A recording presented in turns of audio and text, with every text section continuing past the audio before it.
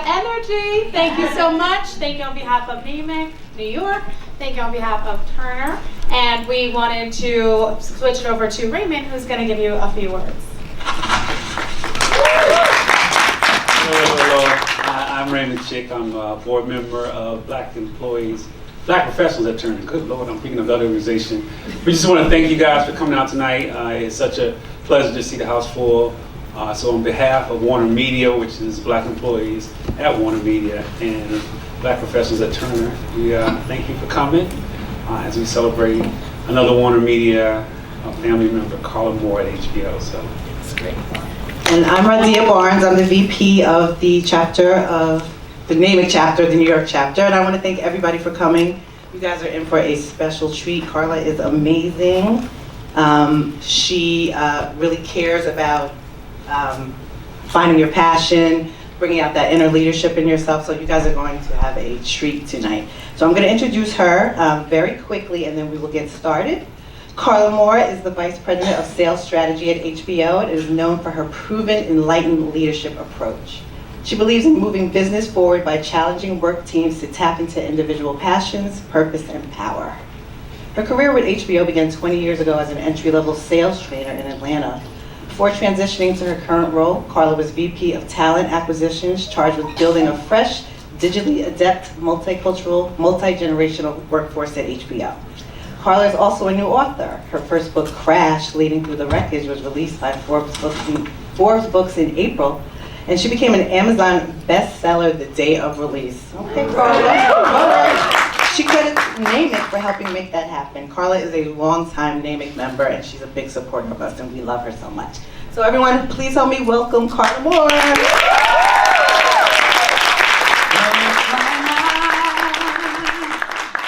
You know how I feel. Sun in the sky. You know how I feel. Breeze drifting on by. You know how I feel. It's a new dawn, it's a new day, it's a new life for me. Yeah.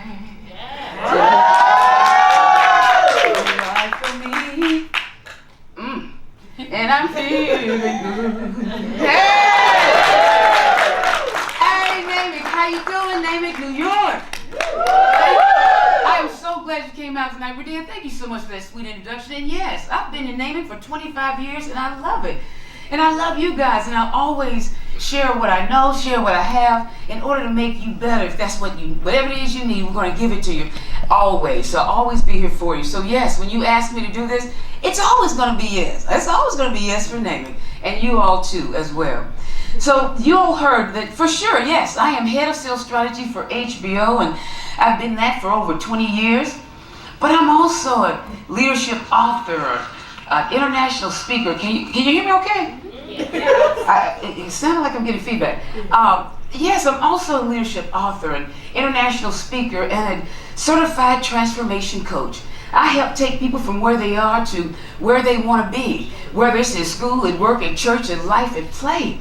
I actually wanted to get that certification so I can bring it at work, so I can bring it to my family and friends, and for groups like this for sure. So let's jump right in. Whose song was I singing just now? I was going to say, you better not say Michael Bublé. Oh, you Michael Bublé, we made that song. Some places I go, Michael Bublé, it's not. It's Nina Simone, 1965, and Nina is singing about transformation. A new dawn, a new day, a new life. Transformation is something I know a whole lot about. About 10 years ago, something happened to me that put me on a path that I will not veer from for the rest of my life. It was Tuesday, September 18th, 2007. I had just landed at Chicago O'Hare Airport. And at this time I was living in Chicago. I was still with HBO. I was about 10 years in with HBO, having left Atlanta, now in Chicago. So I just landed at the airport. My role at that point was a sales trainer. I was on the road 3-4 days a week. So going and flying in and out of airports was normal. 3, 4, literally sometimes 5 days a week. So I get to the airport, I throw my suitcase in the trunk, jumped in the car and headed home, 294 South. Just riding, ready to be home. In fact, it was a Namic conference that I had just left, by the way. I actually thought about that the other day. So I'm heading home, and I'm driving. And within minutes, my mind starts to wander. I'm 3 months behind on my expense report. Receipts everywhere. My boss is coming in 2 weeks from New York for a roundtable. Need to prepare for that. Did I leave the key for the clean lady? I mean, has that ever happened to you? You're driving, your mind just starts wandering. And sometimes you don't even know how you got home. Does it happen to you? It's what happened to me that day. I was looking straight ahead, but not seeing. And within minutes, boom! Within minutes of leaving the airport, I had lost control of my car and crashed head on into the concrete median. I was going 55 miles an hour in a convertible with no seatbelt. I thought it was over. And as I lay on the emergency room table, the doctor comes over to me and she says, "Miss Moore, I'm reading your EMT's report, and your car was totaled. Most people don't make it out of a crash like that." Y'all, I remember like it was yesterday, I promise you. And I can say y'all, right? Because y'all know I'm Southern. I'm from Tennessee, we'll talk about that in a minute. Y'all, I remember like it was yesterday. I'm laying on the emergency room table. She says, "Most people don't make it out of a crash like that." And I said, first words, "Oh my gosh," I looked up at her. "Oh my gosh, if I would have died today, I would have died not living the life I'd imagined." You see, at that point, I had been over 350 pounds. I was turning 40, single, no kids, still single. That's another keynote. That's another meaning. And despite my MBA, y'all, despite all of my academic and career achievements, I hadn't figured it out. I hadn't figured out a thing. Truth is, I was lost and dark on the inside. I mean, here I was, making big, bold business decisions by day at HBO, but coming home and consuming volumes of food each night, and in tears every night. I couldn't figure it out. The next morning was Wednesday the 19th, sitting on my sofa in a house by myself. No car in the garage, no food in the fridge, legs and bandages and stitches in my face. And I said to myself, "Girl, what are you doing? What are you doing?" Better yet, true story, ask myself, what are you going to do next? So I hobble over, grab a sheet of paper, have that piece of paper today, and I wrote down what I wanted most for my life in that moment on that day. And the things I wrote down came to me quick. Guys, I only wrote down 4 things. And these 4 things I've been wanting since I was in college. I left college at 20, now here I am 40. 20 years, I really only wanted 4 things and hadn't made it happen. Here's what I wrote. 1, lose 100 pounds. See, I've been on my first diet since 8 years old. My daddy's heavy, but my mom's a registered nurse.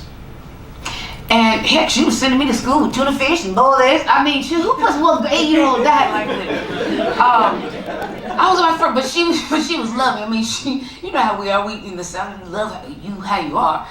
But I was dieting since I was 8 years old and never made it happen. I'm 40 years old and I had never lost any substantial amount of weight. 2, run a 5K. So, you all hear the Southern accent. I'm from a small town called Centerville, Tennessee.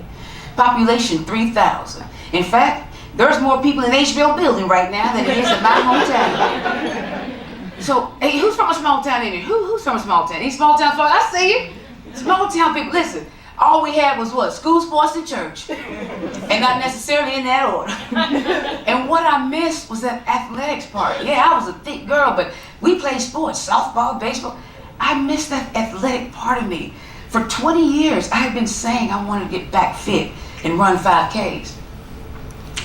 3, reactivate civic duties.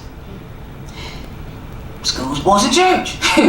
So of course my whole life was centered around spirituality as well. You know, Mama was not going to have that. In fact, she's real passionate about about her spirituality. So we grew up learning how to give back to people, and she taught us that that is an important part of who we are. Now, at that point, I stopped going to church. Now, don't tell Mama that, but I stopped going. I hadn't put it together. I'm like, I gotta get myself back together.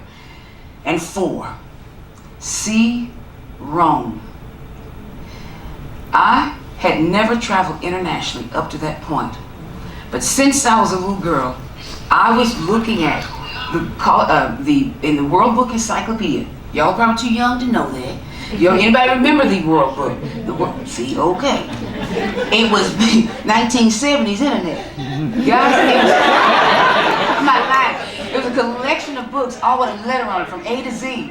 Whatever you wanted to hear or know or learn about something that you couldn't get to the library for, to have the World Book in your house was amazing.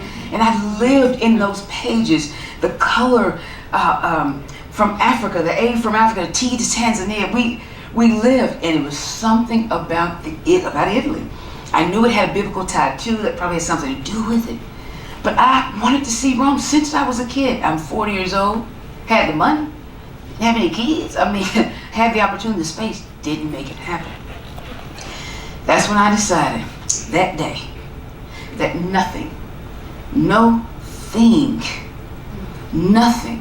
was going to keep me from living the life I imagined. And in 1 year from that day, I lost my first 100 pounds. I ran my first 5K and subsequent triathlon. Thank you. I reactivated my memberships in all of my church, civic, and sorority organizations and became committee chairs in all of those. And oh yeah, in that very same year, I had a 2-week solo vacation in Italy. Yes. First stop, Rome. And so as I'm standing there in front of the Colosseum, standing on cobblestone older than the country from which I come from, touching a building I had only seen in pictures, is when it hit me. For 20 years, I carried a vision for what I wanted for my life. And in 1 year, I'm standing in it. 20 years of vision, 1 year walking in it. I knew then that we already possess the power to change our very own lives, that choices shape destiny. Living the life you imagine is about choosing it. Choices shape destiny.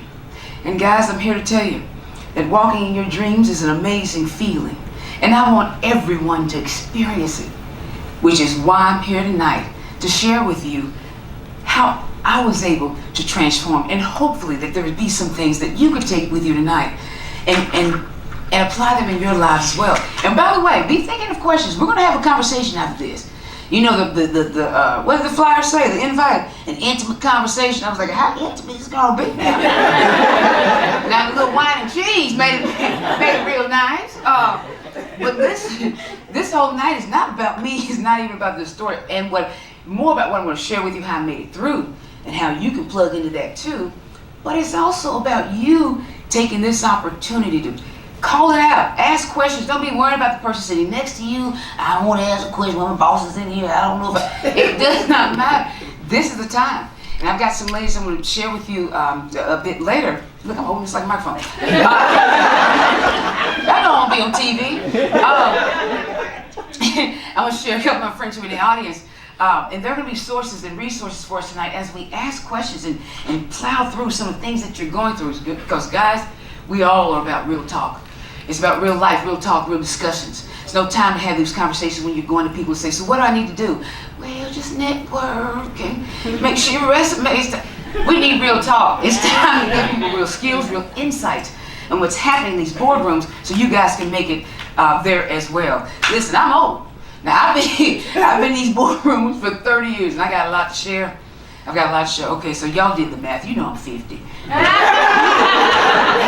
I had that car wreck at 40, it was 10 years ago. Y'all know. But think about it. It took me 40 years to get clear. And I have made it my mission. In fact, the purpose of my life now is just to use it as a humble illustration to help other people move to higher levels of their lives. Because y'all better not live to you 40 years old just trying to get it together like me. I don't want that to happen, so that's why I do this all around the country, anytime anybody asks. So yes, here's what's interesting. Hitting this stride in my personal life also had a pretty remarkable positive impact on my leadership, and I didn't expect it. I didn't expect that I would show up in a way at work or show up in a way for my teams that they would get connected to and want to perform better themselves. Here's what I know for sure now. I wholeheartedly believe that the effectiveness of your leadership is directly correlated to your level of self-awareness. Your level of who you are, what you're here to do, and what you're in it for. That impacts your leadership because it's you. So the book I wrote after that, small little book I wrote, is about helping people get to that part of themselves. Leadership isn't about the team, it is about leadership, all these leadership principles, and when you do performance reviews, you do it this way. I don't look at leadership that way. Yes, that's part of leadership, but that's not where I start. I start with you. Do you know who you are, what you're here to do, purpose, and what you're in it for? Couple of notes. Some people, and people say this to me all the time, Carla, I'm not a leader. I don't have a team at work. Who all here believes that you have to have a team to be a leader? So let me ask the other way. Do you believe you have to have a team to be a leader? No. No. In fact, how can you, what could leadership look like if you don't have a team? Holler at me with that. What could leadership look like if you don't have a team? Just setting examples for others. Absolutely. She said setting examples for others. When I keep talking, you're going to see how that comes out. Yes? Sharing tips and tricks with other people that help you along the way. Sharing tips and tricks, helping your colleagues along the way. You don't have to have a team to do this. And in fact, a lot of you all don't even have real leaders now, bless their hearts. Listen, I'm going to tell you about a study in a minute. Yes. Listening. She went, They're not listening to you at work, girl. They're not listening. Listen, listening is big. Because a lot of times your leaders may not, or they may just be preoccupied, or they may be distracted with something else. But being a colleague who can listen and help problem solve with you and get that out, that's leadership. Yes. Someone else? Yes, I would say overall how you handle time management, your personal goals, in general how you internally are leading your life. And that is absolutely spot on. And it is the crux of the book. People say, but I'm not a leader. Is that leadership book work? Is this book for me? Crash Leading Through the Wreckage? I'm talking about the wreckage in your life. I'm talking about the wreckage in you. I'm talking about the wreckage at the house. The wreckage at your desk.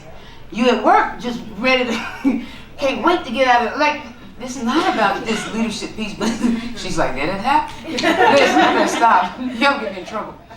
Yes, this leadership is of your life as well. So guys, no matter what you have as a leader, and I say this to my teams all the time, I believe in leadership from every seat. If you're an assistant, don't just be sitting there saying, I'm an assistant, I can't lead. Whatever your role is, whatever your scope of work is, lead. In fact, I tell my teams and a lot of people who I develop, in absence of leadership, assume the position. What if there's somebody on your team that feels like they're not making it happen? The director's not making it happen, the manager's running crazy. What are you gonna do, run crazy too?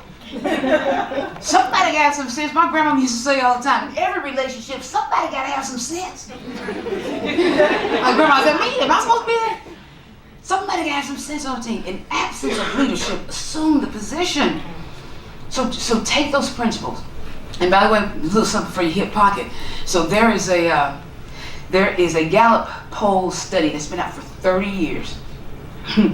30 years they've been running this study, and the results have been the same every year, just about. The study is called The State of the U.S. Manager. And what it is measuring is the level of engagement of leaders. Guess what it finds? In fact, I'm going to let you guess. How many leaders out of 10, on average, for 30 years, what percentage of leaders are really engaged with their work? 10%. 0. Who said 20? Anybody who's in the 20? 20. of all leaders are only engaged. That means 2/3. That means out of every 3 leaders, 2 really want to be there. In fact, look to your left and right, they may not want to be there. I mean, 2 out of every 3. And I share that with people, particularly young professionals as you're coming up. These are opportunities for you. These are opportunities for you to step up and assume the position and let people see your talents and skills and abilities. And we're going to talk about this. One of the biggest questions I get, ask Nick, my sister, he gets calls every day. Carla, you got about 5 people who want to talk to you. They want advice, they heard you, and I talk to every single body. I tell you the truth too. Yeah. Listen, this idea of I'm getting passed up for promotion, I just feel like my boss is not seeing me. Well, what are you showing? What are you giving? Are you stepping in and assuming positions? Or are you waiting to be told? We're going to talk about that. Get your questions ready. Something you've always wanted to ask or things you want to talk about. We're going to do it tonight.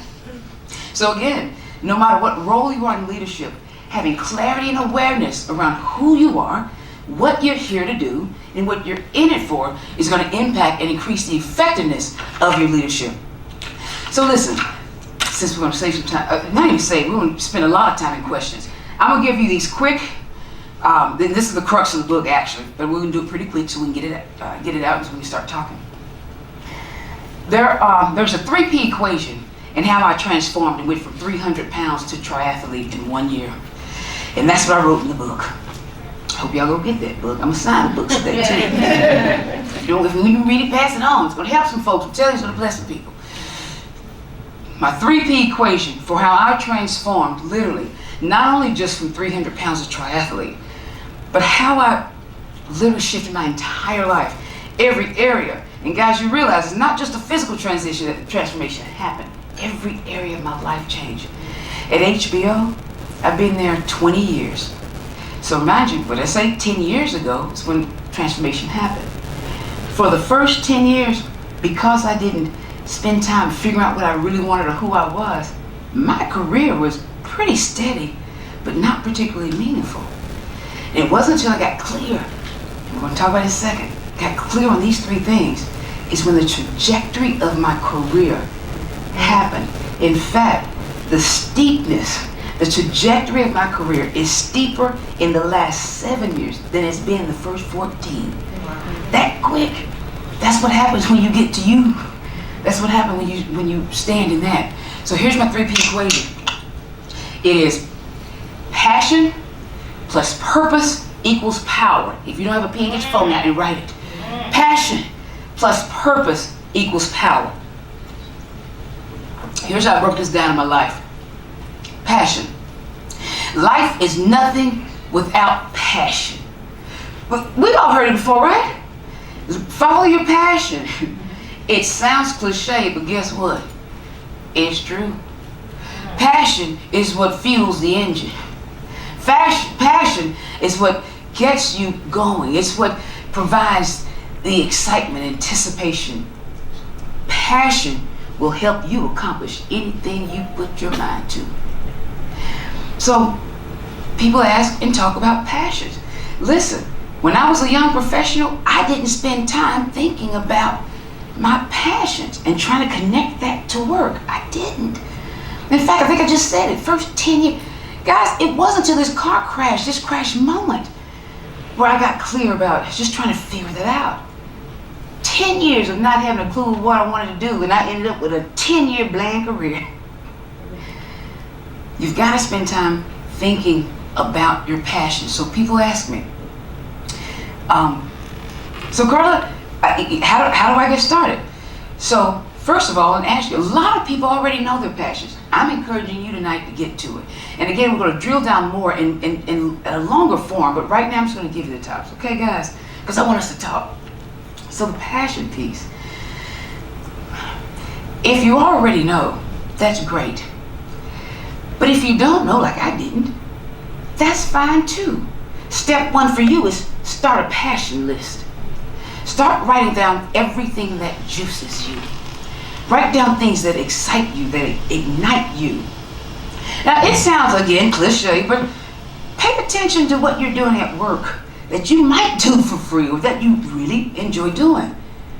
Could passion be sitting and could clues be in that? And take note of what's happening when time flies by.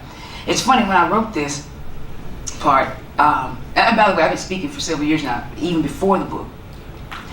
I actually asked myself last night, I'm like, what have I been doing lately where time just flies by when I'm doing it? And guys, there's 2 women in the audience right now. So I've been asked to co-host a new talk show here in New York. And the other 2 co-hosts are right here. And let me tell you something, y'all, anytime we're together, and we've only been together for, it's been about 3-4 months. They're like my sisters. I'm telling you, there are times when I look up, and as we're creating and developing and thinking about the topics for the shows, and time is just running away, and that's a clue for me to let me know that I love creating, developing, being in that space. So y'all, those are clues. You gotta start paying attention to that type of stuff. Those are clues into what your passion is, so you won't be just stuck and running through life just, well, hey, how you doing? Just do the same thing every day. Getting up, going to work, sit at the desk, finish, and come back home, put some greens on, and just watch a little hip-hop, go on to bed. I mean, get something in your life. That was happening to me. That's passion. So guys, stay close to your passion, do the work on it, check that list. And by the way, about the list, don't look for themes yet. Just write it out and don't judge yourself. I'm telling you, this passion list exercise, I had a woman from DC. I said this to a group of folks in DC a year ago. The young professional came back to me about 6 months ago. She said, Carla, I did your passion list exercise. In fact, on the train, on the way home, I just started writing everything I liked. And here's what I said to the group, say to everyone else. When you start writing these things down, it may not look like they're all connected. In fact, it may look disjointed and disconnected. But trust me, themes will emerge. Answers will come. So on her list, she said, Carla, I wrote things down like I love doing hair. I love doing makeup. I like decorating cookies. Do y'all see the theme that's going through? What's emerging is she loves creativity, working with her hands. She said it then reminded her of how she loved to make jewelry. This one was in finance. She was 3 years in the finance department. She didn't love her job. Guess what she's doing right now? Her and her sister have started an online jewelry business. They can't keep the merchandise on the shelf. She's already left the job. And it was just stepping into what she already knew about herself. I'm telling you, the answer's already in you. It's just about you getting to it and make sure you're asking yourself the right questions. That's passion. Do the work on that. Passion plus purpose equals power. Second P, purpose. Now, people ask me all the time, well, Carla, what's the difference between passion and purpose? Have you ever wondered that? I did. I couldn't figure it out. I'm telling you, in order to achieve and sustain remarkable success in your life, you need both passion and purpose. Passion is your feelings, your compelling emotions, what you love, what you like to do. Purpose is the why behind it all. Purpose sustains passion. A lot of times that passion is going to lead you to purpose. Let's keep breaking it down. Passions can be many, can be wild and unbridled. You can have many passions. You can be passionate about baseball, football, cooking, gardening, Game of Thrones. Don't ask me for no Game of Thrones stuff today. I am having You got Game of Thrones stuff? No, I well, I might have some for you. Who knows? Passions are wild and unbridled. You can be passionate about a lot of things. I'm passionate about, you see, singing. I play around with that. I love creation. Yes, I want to be on TV someday. I love to write. You can be passionate about many things, but purpose is usually singular and focused. Passion is for you. Purpose is for others. How will you serve the world? How will you serve the world? And so guys, if you don't have a handle on purpose, that's okay too. So you know what I'm going to tell you to do? Go out and try some things. Go explore some causes. I'm telling you, Mom really instilled this in us. I mean, she's really all about giving back and making sure that you're solid enough so you can give. When I was in that dark place, you know, Mama wasn't having it. She didn't want to see and feel that her kids were not strong, and And she knew that if I wasn't strong, I couldn't serve, I couldn't help. But Mama drew that in our heads and keep yourself together. And I'm talking about, y'all know my mama, the type of mama. Miss Columbia Avenue Church of Christ, King James Version, book, chapter, verse, pew number 2. That's my mama. And she instilled us to stay fit, healthy, mentally, so we can serve others. There's a big part. Purpose is for others. Find that. Try some causes. You need something to get off Instagram for. You gotta get off Facebook for something. Go find something to serve the world. And finally, there's purpose. Passion plus purpose equals power. So one of my favorite authors, notable author, Marianne Williamson. You all know her. You already know what I'm about to say. She writes one of my favorite passages. But guys, through this lens, listen to these words now. Our deepest fear is not that we are inadequate. Our deepest fear is that we are powerful beyond measure. That it is our light, not our darkness, that most frightens us.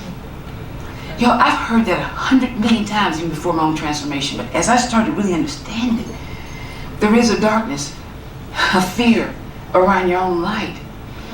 Now listen, in fact, fear it's the reason, it's the number one reason why we sometimes can't tap into personal power.